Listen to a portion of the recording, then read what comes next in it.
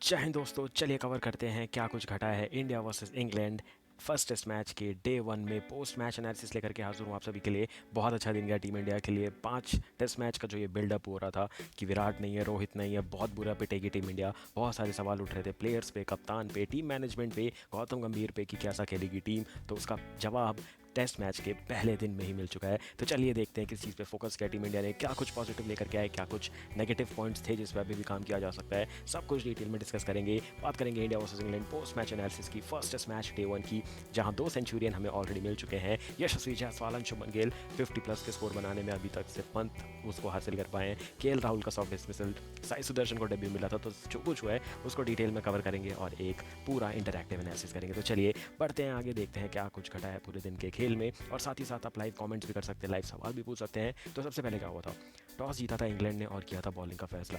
जब टॉस हुआ था मतलब इंडियन टाइम के हिसाब से 2:30 बजे से 3:30 बजे तक ओवरकास्ट कंडीशन थी। सबको लगा था ओवरकास्ट कंडीशन है, बॉलिंग के लिए फ्रेंडली है, प्लस इंग्लैंड की पिच है, ड्यूक्स की बॉल है, 4 बॉलर के साथ उतरेगी इंग्लैंड और प्रेशर डालेगी टीम इंडिया पे। सबको ऐसे गेम प्लान लग रहा था, बट गेम प्लान धरा का धरा रह गया। क्योंकि जब 3:30 बजे मैच शुरू हुआ, धूप खिली हुई थी, पिच पूरी सूखी हुई पिच बनाई थी। हमने सोचा था ग्रीन टॉप बनाएंगे, बट वैसी नहीं बनाई थी। 3 mm की घास जो बोलते हैं वो लोग छोड़ते हैं, 6 mm कर देते हैं, वो भी नहीं की थी घास, बिल्कुल नहीं थी पिच पे। पूरी तरीके से बैटिंग फ्रेंडली पिच नजर आ रही थी, हेडिंगली ओवल की, और मज़ेदार मैच था। इंडिया को फोर्स किया गया बैटिंग करने के लिए पहले, क्योंकि टॉस जीता था इंग्लैंड। फिर सामने आई हमारी तरफ प्लेइंग 11 जो कि बहुत इंपॉर्टेंट थी डिस्कस करनी, जहां जायसवाल ओपन कर रहे हैं केएल राहुल के साथ। वो हमें देखा, साई सुदर्शन का डेब्यू मिला, पुजारा ने उनको डेब्यू कैप दी, वो बहुत इंपॉर्टेंट था। उसके बाद शुभमन गिल, ऋषभ पंत, करुण नायर, रविंद्र जाडेजा, शार्दुल ठाकुर, मोहम्मद सिराज, जसप्रीत बुमराह एंड प्रसिद्ध कृष्णा। आप सभी तो एक न्यूज़ जान ही चुके होंगे कि जसप्रीत बुमराह 5 टेस्ट मैच नहीं खेलने वाले हैं, मैक्सिमम 3 टेस्ट मैचेस वही सीरीज़ के खेलने वाले हैं। तो इंग्लैंड के पास 2 टेस्ट मैच का मौका तो डेफिनेटली है, बट पहले टेस्ट मैच में इतनी तगड़ी शुरुआत की है ना टीम इंडिया ने कि अब डर रही है, पूरी तरीके से डर रही है इंग्लैंड अब टीम इंडिया से। वही बात करेंगे इंग्लैंड की, तो यहाँ पे जैक क्रॉली है इनके ओपनर, जो कि उन्होंने पहले बता दी थी, 2 दिन पहले अपनी प्लेइंग 11 अनाउंस कर दी थी। देन बेन डकेट ओपन करेंगे, 3 नंबर पे ओली पोप, 4 नंबर पे जो रूट, देन हैरी ब्रूक, उसके बाद Ben Stokes, Jamie Smith, Chris Woakes, Brydon Carse, then Josh Tongue and Shoaib Bashir. आपको इकलौते स्पिनर दिखेंगे स्क्वाड में। बहुत तगड़ा स्क्वाड दोनों टीमों ने उतारा। मैं खुश था इस बात से कि टीम इंडिया ने 5 प्रॉपर बॉलर रखे। अगर आप ध्यान से देखेंगे, प्रसिद्ध कृष्णा बॉलिंग कर सकते हैं, बुमराह बॉलिंग करेंगे ही, सिराज बॉलिंग करते हैं, शार्दुल ठाकुर बॉलिंग करते हैं, रविंद्र जाडेजा बॉलिंग करते हैं। तो 5 प्रॉपर बॉलर ऑलरेडी हैं। जायसवाल स्पिन बॉलिंग करते हैं, गिल भी करते हैं, भले उनका एक्शन अच्छा नहीं है बट वो भी स्पिन बॉलिंग कर सकते हैं। तो ऑल इन ऑल दोनों टीमों ने अपनी बेस्ट प्लेइंग 11 उतारी अपने पहले टेस्ट मैच की, क्योंकि दौरे की शुरुआत एक अच्छे प्लेइंग 11 से ही होती है। मैं साथ ही साथ कमेंट्स भी देखते चलता हूँ क्या कुछ घटा मैच में। सब तारीफ कर रहे हो अपनी कॉम्बिनेशन की भी, हाँ वो बहुत इंपॉर्टेंट थी। तो चलिए उसको भी डिटेल में डिस्कस करते हैं। सबसे पहले बढ़ेंगे आगे, देखेंगे दिन के खेल में क्या हुआ था। तो केएल राहुल और यशस्वी जायसवाल आए थे ओपन करने के लिए। डेब्यू की तो बात कर ही चुके हैं, साई सुदर्शन की, उसको और डिटेल में डिस्कस करेंगे। तो सबसे पहले बहुत सुदृढ़ शुरुआत मिली थी, 24वें ओवर तक मैच बहुत अच्छा जा रहा था। आप सभी वो कमेंट सेक्शन में कमेंट कर रहे हैं, मैं देख भी रहा हूँ भाई, 24 ओवर तक एक भी विकेट हमारा नहीं गिरा था। लग रहा था ओपनिंग कॉम्बिनेशन, ओपनिंग स्टैंड बहुत बड़ा मिलने वाला है, बट वो नहीं हुआ। 10 गेंद का खराब खेल हुआ था। केएल राहुल ने लालच वाली बॉल थी, ड्राइव मारने वाली बॉल पे बैट फेंक दिया, एज लगा, जो रूट ने कैच ले लिया। वहाँ से एक विंडो ऑफ अपॉर्चुनिटी मिल गई इंग्लैंड को विकेट्स लेने की, कम बैक करने की, और वही देखने को मिला। सेम ओवर में 2 बॉल डॉट खेली पहले साई सुदर्शन ने, और टोटल जो 4 बॉल उन्होंने खेली उसमें से 2 सिंगल थे। वो जायसवाल ने नो कर दिया, वो सिंगल हो जाता तो शायद साई सुदर्शन आउट नहीं होते। ये बात है, हाइपोथेटिकल चीज़ है, बट हो सकती थी, जो कि नहीं हुई। 4 बॉल लगातार खेलने को मिली साई सुदर्शन से, और down the leg side out हुए, जहाँ पे बहुत रेयरली कोई आउट होता है। अगर आपने गौतम गंभीर का एरा देखा है, सहवाग का एरा देखा है, तो आपको तो एक, मेरे को जो ये डिसमिसल देख के याद आया था वो था गौतम गंभीर का एक डिसमिसल, जहाँ उनका थाई पैड लग गया था और वो बोल्ड हो गए थे। आपको याद होगा वो India versus England test series थी, और कुछ 2010-11 की वो सीरीज़ थी। तब गंभीर के साथ ऐसा होता, डाउन द लेग बॉल थी, वो उनके थाई पैड पे लग के विकेट पे चली गई थी, तो वो बोल्ड हुए थे। तो जो डाउन द लेग कोई आउट होता है ना, तो बहुत सॉफ्ट डिसमिसल होता है, और वो बल्लेबाजों को भी पसंद नहीं आता है, और उनके पूरे लक पे बात आती है कि भाई इतना खराब लक किसी बल्लेबाज का कैसे हो सकता है। वो भी डेब्यू पे डक होना, वो थोड़ा साई सुदर्शन को भी खराब लगेगा, क्योंकि बहुत सारी उम्मीदें लेके पहुंचे थे, बहुत ज़्यादा उम्मीदें थी उनकी डेब्यू के बाद। बट हमने देखा है, तेंदुलकर हो, बड़े से बड़े प्लेयर हो, विराट कोहली हो, फिर गावस्कर हो, नवजोत सिंह सिद्धू हो, कितने भी हो, पहले मैच में फ्लॉप हुए तो करियर अच्छा गया। तो उम्मीद करते हैं ये भी एक गुड लक लेकर के आएगा। तो देखते हैं साई सुदर्शन आगे कैसे खेलते हैं। साई सुदर्शन के साथ लोग जोकर वाली इमोजीज भेज रहे हैं, मेरे हिसाब से वो सही नहीं है, क्योंकि अभी शुरू हुआ है यार, एक ही मैच में आप कैसे डिसाइड कर सकते हो उसने क्या किया है। लगातार 3 साल से 700+ रन बना के आ रहे हैं आईपीएल में। पर्पल कैप ऑरेंज कैप दोनों थी जीटी के पास, पूरा आईपीएल अच्छा खेल गया। शुभमन गिल को कैप्टनसी मिली है वनडे की, वो मस्त खेल रहे हैं अभी, मतलब आईपीएल की कैप्टनसी, अब इनको टेस्ट की कैप्टनसी। तो ऑल इन ऑल ऐसे जोकर वाले इमोजीज आप भेज ज़रूर सकते हैं, बट सोच के भेजिए कि वो जिस दर्जे का प्लेयर है, एक ही मैच का मौका दिया है और मौके मिलेंगे तब प्रूव ज़रूर करेंगे। उसके बाद 2 विकेट जल्दी जल्दी खेले, साई सुदर्शन आउट हो गए। उसके बाद गिल को आना था क्योंकि गिल ने बहुत अच्छा काम किया है भाई। पहले उनको रोहित शर्मा के साथ ओपन करने का बहुत अच्छा मौका मिला था, बट उनने 3 नंबर के स्पॉट पे भी अपना हाथ खड़ा किया था कि भाई मैं 3 नंबर चला जाता हूँ, जायसवाल को ओपन दे दो।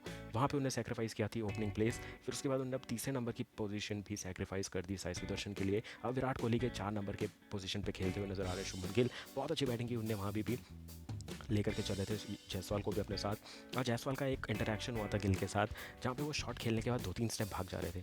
गिल बोल रहे थे भाई कॉल तो सुन ले, ऐसे बिना कॉल के मत भाग। जायसवाल बोलते हैं मेरी आदत है भाई, मैं 1-2 कदम भागता ही हूँ, ज़ोर से नो बोल देना। तो ये उन्होंने क्लियर इंस्ट्रक्शन दे दिए थे कि भाई मेरी आदत है 2 स्टेप भागने की, तू मत भागना और ज़ोर से नो बोल देना। तो एक कलर एकदम क्लियर कम्युनिकेशन, क्लियर अंडरस्टैंडिंग रखी थी दोनों ने, बहुत अच्छी पार्टनरशिप चल रही थी। दूसरे सेशन में एक भी विकेट नहीं गिरने दिया, इंग्लैंड को कम बैक का मौका ही नहीं दिया। पूरी तरीके से फोकस नजर आ रहे थे जायसवाल एंड शुभमन गिल। उसके बाद मैच आगे बढ़ता है, बहुत उम्मीद बढ़ गई थी इन दोनों से और वो उस उम्मीद को कन्वर्ट भी किया दोनों ने, जहाँ दोनों ने शानदार अर्धशतक लगाया।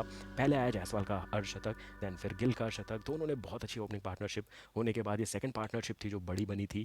दोनों ने बहुत लंबा टाइम स्पेंड किया और जब सेकंड सेशन मतलब लंच ब्रेक हो चुका था, उसके बाद का 1 घंटा जो ड्रिंक्स ब्रेक होता है वहाँ तक दोनों ने बहुत अच्छा क्रिकेट खेला, मैच सेट करके रख दिया था पूरा, एकदम जो बोलते हैं ना नींव रख दी थी मैच की। अब लंबे पारी खेलने की आदत डालनी थी और वो करके दिखाना था, वही करके दिखाया। फिर यशस्वी जायसवाल ने भाई क्या खेला है। बेसबॉल के सामने चला है सिर्फ एक इंसान, वो है जैसबॉल। बेसबॉल के सामने जैसबॉल, जहाँ पे डेब्यू पे सेंचुरी, पहले वेस्ट इंडीज़ के अगेंस्ट सेंचुरी आई जैसवाल की। उसके बाद ऑस्ट्रेलिया में जाके ऑस्ट्रेलिया में पर्थ टेस्ट मैच में इनका शतक आना।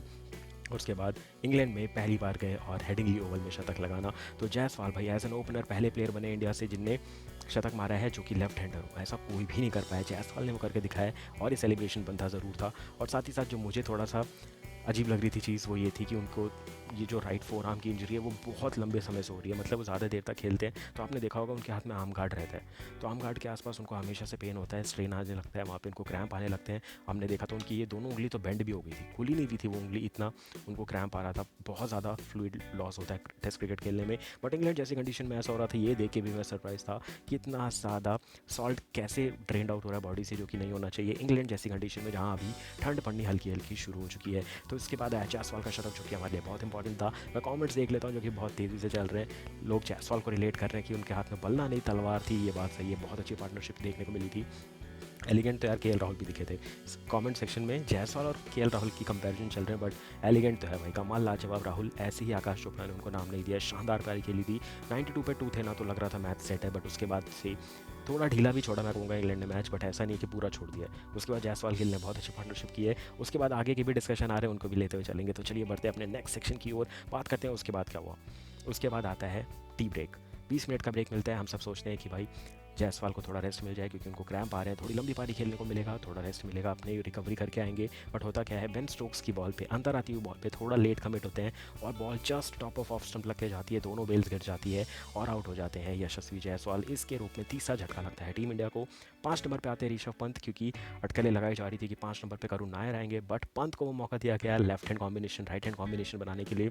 पंत आए, संभल करके खेल रहे थे, 30-40 रन तक पहुंचे थे, तभी आ गया शुभमन गिल द प्रिंस, जो कि अब किंग बनने के रास्ते पे है, उनका शानदार शतक। और भाई गजब का शतक था, क्योंकि एज अ कैप्टन पहला मैच खेल रहे हैं, एज अ कैप्टन शतक बनाना बहुत बड़ी बात है। और इन्हें एक और रिकॉर्ड जिसकी बराबरी की है, वो है विराट कोहली के साथ मैच करने वाला रिकॉर्ड, जहां विराट कोहली एंड शुभमन गिल दोनों ने 2000 टेस्ट रन पूरे किए एज एन कैप्टन शतक लगा करके। तो ये बहुत बड़ा अचीवमेंट आप कह सकते हैं जो कि प्राप्त किया है शुभमन गिल ने। और मैं साथ ही साथ और भी कमेंट्स देख रहा हूँ और भी मैसेजेस देख रहा हूँ, तो मुझे एक और स्टैट्स बहुत अच्छा भेजा है यहाँ पे कि एक दिन में 300 रन बनाए कब कब इंडिया ने। तो अगर आप देखोगे, जो एक बार 399 बनाए हैं वो श्रीलंका में बनाए थे, फिर 372 एक बार बनाया है वो साउथ अफ्रीका में बनाए हैं, इंग्लैंड में 359 2025 की हेडिंगली में आज ही बना दिए। उसके बाद 356 बनाए थे पाकिस्तान में मुल्तान में 2004 में, और 302 रन बनाए थे वेस्ट इंडीज़ के अगेंस्ट 2016 में। तो 359 बहुत बड़े रन होते हैं, खासकर इंग्लैंड जैसे पिच पे जहाँ पे ड्यूक्स की बॉल बहुत हिलती है under lights, under covers, under clouds, तो वो देखने को था। बट बहुत अच्छी इनिंग देखने को मिली हमें हर प्लेयर से। और एक और स्टैट आप सभी के साथ लेकर के आया हूँ जो कि है एक दिन में 2 शतक लगने वाले रिकॉर्ड की। तो वो सबसे पहला अगर मैं बात करूँ तो 2001 में हुआ था, जहाँ तेंदुलकर और सहवाग ने साथ में शतक मारा था एक ही दिन पे।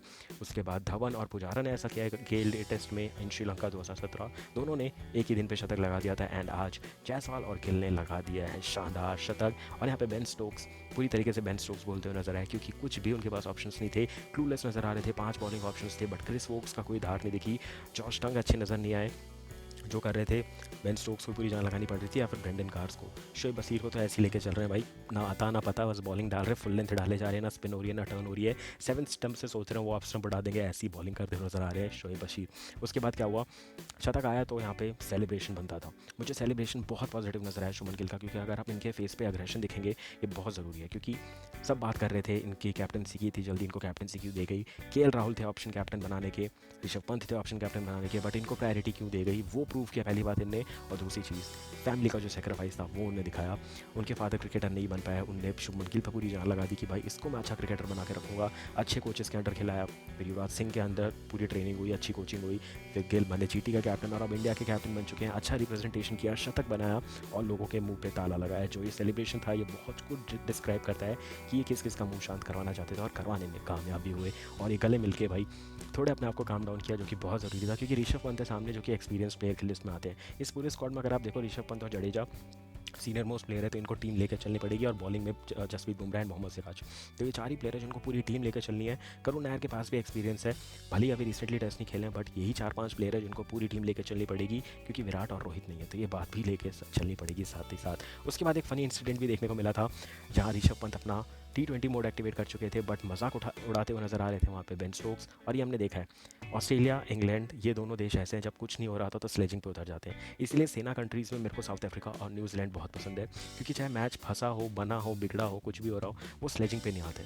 बट पहले दिन पे ही स्लेजिंग चालू कर दी इंग्लैंड के बेन स्टोक्स ने, जहाँ उन्हें एक स्लोअर वन फुल टॉस डाली थी, जो कि खेल गए थे पंत, बट वो हंसते हुए नजर आए थे। ओवर स्टेप किया था बट मिडल नहीं हुई थी बॉल, तो उस पर भी वो हंसते हुए नजर आए, थोड़ा सा उकसा रहे थे, चिढ़ा रहे थे। बट हमें पता है पंत को कहाँ फ़र्क पड़ता है भाई, वो जो 65 नॉट आउट में खेल रहे हैं ना, वो बहुत कुछ प्रूव करता है कि टीम इंडिया का एम फोकस यहाँ से क्या है। और बात करेंगे आगे की, तो यहाँ दोनों के अच्छे स्कोर आ चुके थे। उसके बाद अब स्कोर कार्ड की फाइनल बात करते हैं, तो टीम इंडिया 359 पे है for the loss of 3 wickets. 85 over का मैच हुआ है, नई बॉल ले चुकी है इंग्लैंड की टीम, और कल नई बॉल से बॉलिंग होने वाली है। और साथ ही साथ कल का अगर मैं वेदर कंडीशन बोलूँ तो ओवरकास्ट रहने वाला है, फुल डे सूरज नहीं दिखने वाला है, ये बात का ध्यान देना पड़ेगा टीम इंडिया को। अभी शुभमन गिल खेल रहे हैं 127 पे नॉट आउट, शुभमन गिल 65 पे नॉट आउट। कल मोस्ट प्रोबेबली इंग्लैंड की बैटिंग आ जाएगी। मैं ये क्यों बोल रहा हूँ, 7 विकेट गिरे ना गिरे, इंडिया 500 550 अगर बना गया तो डिक्लेयर भी करेगा, और इंडिया का फोकस होगा सिर्फ एक बार बैटिंग करना। अभी मैं ऐसा गौतम गंभीर के दिमाग में घुस के बात करूँ तो वो बोलेंगे भाई इतना अच्छा मौका 5 टेस्ट में कभी नहीं मिलने वाला है, जो आपको पहले टेस्ट की पहली पारी में मिल गया है। ज़ोर से हमला कर दो, ऑल आउट खेलने का ट्राई करो।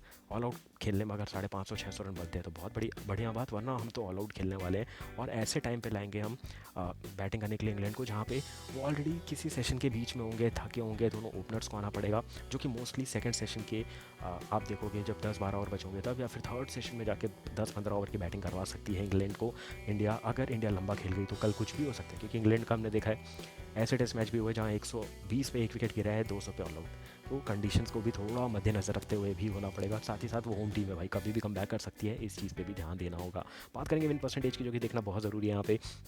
तो मैंने जो एक पोल किया था, 62% चांस है अभी इस टेस्ट मैच में टीम इंडिया के जीतने के, 23% है ड्रॉ के, और 15% सिर्फ चांस है इंग्लैंड के टेस्ट मैच जीतने के। आपको क्या लगता है कौन जीतेगा टेस्ट मैच, क्या ड्रॉ होगा? जो भी आपको रिजल्ट लगता है कमेंट सेक्शन में कमेंट करके ज़रूर बताइएगा। बट डेफिनेटली यहाँ से एक रिजल्ट कंफर्म है, 3 सेशन जीतने के बाद कोई टीम टेस्ट मैच नहीं हारती है। तो मुझे लग रहा है कल का सेशन अगर पहला टीम इंडिया जीत गई तो टेस्ट मैच तो पक्का जीतेगी। बट होम टीम को कभी भी मैच से बाहर नहीं कर सकते, ये मैं हर बार बोलता हूँ। कम बैक कर सकती है इंग्लैंड, बट कैसा करेगी वो देखना इंटरेस्टिंग होगा। किस चीज़ पे कल फोकस होने वाला है, पहला फोकस होने वाला है 150 तक पहुंचे शुभमन गिल, उसके बाद 200 तक पहुंचे, and same goes with Rishabh Pant. Please भाई शतक मार लो, बहुत बार 90s में आउट हो चुके हो, 92, 95, 97, 98, 6 से 7 बार तो मैंने मैच देखते देखते रिकॉर्डिंग करने जाते जाते, मतलब मैं सब सेफ सेटअप कर रहा हूँ कि शतक आने वाला है ऋषभ पंत का, और फिर वो 90s में ही आउट हो जाते हैं। तो दिल टूटता है, उनका डबल टूटता होगा, बट उन्हें भी पता है उनकी अहमियत क्या है पिच पे। तो वो हमेशा इंपैक्टफुल पारी खेलते हैं, वो कभी स्कोर के लिए नहीं खेलते, वो हम सब जानते हैं। बट 3 डिजिट स्कोर उनके नाम पे जब आता है तो वो एक अलग ऋषभ पंत नजर आते हैं, क्योंकि हम ज़्यादा कंपेयर नहीं करते ऋषभ पंत और उनके स्टैट्स के साथ, हम उनका इंपैक्ट देखते हैं मैच में, जो एक्स फैक्टर वो बन के आते हैं टीम में, वो देखते हैं। तो मैं चाहता हूँ इनका यहाँ पे शतक आ जाए, हेडिंगली में शतक आ जाए। तो जो सीनियर मोस्ट प्लेयर है, एक तो पहले गिल हो गए जो कि कैप्टन है, then vice captain Rishabh Pant, दोनों का शतक आ गया तो ये टीम बहुत तगड़ी जाने वाली है। और अंडर प्रेशर पूरे टेस्ट मैच में रखें इंग्लैंड को तो मज़ा ही आ जाएगा, क्योंकि बेसबॉल ने बहुत इरिटेट किया था एक तरीके से, और खासकर इंग्लिश कमेंटेटर्स ने जहाँ बोल दिया था इतनी नई रवेली टीम में बिना विराट बिना रोहित के कुछ भी नहीं है ये टीम, पांचों टेस्ट मैच हार के जाएगी। एक टेस्ट मैच ड्रॉ भी कर दिया टीम इंडिया ने तो बहुत बड़ी बात होगी, एक सेशन भी जीत गए तो भी बहुत बड़ी बात होगी। ऐसे ऐसे कमेंट्स हो रहे थे और नौ से क्या बोल दिया था, बहुत कुछ बोल दिया था। जवाब मिल गया है पहली पारी से। 359 पे है team India for the loss of 3 wickets. उम्मीद करेंगे टीम इंडिया बनाए 550, 600, 750, 700 रन पहाड़ जैसा स्कोर और इंग्लैंड को दबा दे उस स्कोर में। पहला टेस्ट जीत के 1-0 की लीड ले ले और बड़े बड़े स्कोर देखने को मिले गिल से, देन ऋषभ पंत से, और मैं चाहता हूँ करूँ नायर भी कम से कम कुछ नहीं तो 50, 60, 70 जरूर बनाए क्योंकि उनका कम बैक टेस्ट मैच है, यादगार टेस्ट मैच होना चाहिए। आपको कैसा लगे हाईलाइट्स और क्या सवाल है, मैं एक दो देख लेता हूँ। तो मुझे पहला सवाल वही दिख रहा है भाई घूम फिर के कि गिल स्लो खेल रहे हैं। भाई गिल स्लो नहीं खेल रहे, टेस्ट मैच वैसे ही खेला जाता है। इंडिया ने बेसबॉल खेला है, 450 के रन रेट के ऊपर खेल रही है, 4.5 का रन रेट बहुत होता है टेस्ट मैच में। सामने वाली टीम क्लूलेस हो जाती है और अभी ऋषभ पंत आ गया तो वो तो 6 का भी रन रेट लेके जा सकते हैं। तो अभी पिक्चर बाकी है भाई, एक बार 90s और 100 क्रॉस करने तो पंत को, तब आपको उनका असली एक्स फैक्टर देखने को मिलेगा। कैसी लगी हाईलाइट, कैसा लगा है post match analysis, comment section में कमेंट करके जरूर बताइएगा। मिलूंगा कल सारे अपडेट्स के साथ फिर ऐसी पोस्ट मैच एनालिसिस के साथ। तब तक के लिए मुझे दीजिए इजाजत। Thank you for watching, take care and bye bye.